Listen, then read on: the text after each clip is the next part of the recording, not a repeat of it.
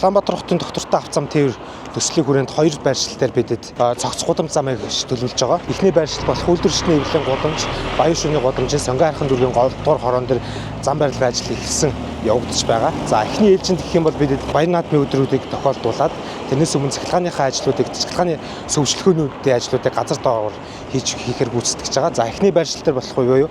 Бид нар өчигдөр 6 сарын 30-наас 7 сарын 1-ний шилжих шөнө 22 цагаас хөдөлгөөнийг түр хаагаад 7 сарын 1-ний өглөөний 6 цагт хөдөлгөөнийг нээсэн байдлаар түр хийгээд энэ дээр цахилгааны сэтэлхийг ингээ хийгдсэн байж байгаа. За үүнээс гадна баяр наадмаас өмнө гэх юм бол баян шөнийн зам дээр 2 байршил дээр дахиж нэмэлтээр сэтэлгээ хийн. Гэхдээ сэтэлгээнд болохоор өнөөдөр буюу 7 сарын 1-ээс 7 сарын 2-ыг шилжих шөнө 1 байршил дээр дараа нь болохоор 7 сарын 2-оос 7 сарын 3-ыг шилжих шөнө дээр 1 байршил дээр түр сэтэлгээ хийгээд энэ цахилгааны сэтэлгээнүүдийн ажлуудыг хийж гүйцэтгэх байгаа. За одоо 2 дугаар байршил нь гэх юм бол Сонгон хайрхан дүүргийн 7 дугаар хорон дээр автобусны буудлын хажуу талд дээр энэ цахилгааны сүүгчлийн турбаг хийх ажлуудыг хийж гүйцэтгэх төлөвлөлөө байна. За зам барилгын энэ ажлыг болохоор 7 сарын 1-ний 22 цагаас хийж гүйцэтгээд 7 сарын 2-ны 6 цаг гэхэд хөдөлгөөнийг бүрнэ. За энэ дээр бидэд хугацаа алдахгүйгээр аль болох шөнийн цагаар тээвэр хэрэгслийн хөдөлгөөн бага үед энэ сэтгэлгээнүүдийн ажлуудыг хийж гүйцэтгэх төлөвлөлөө.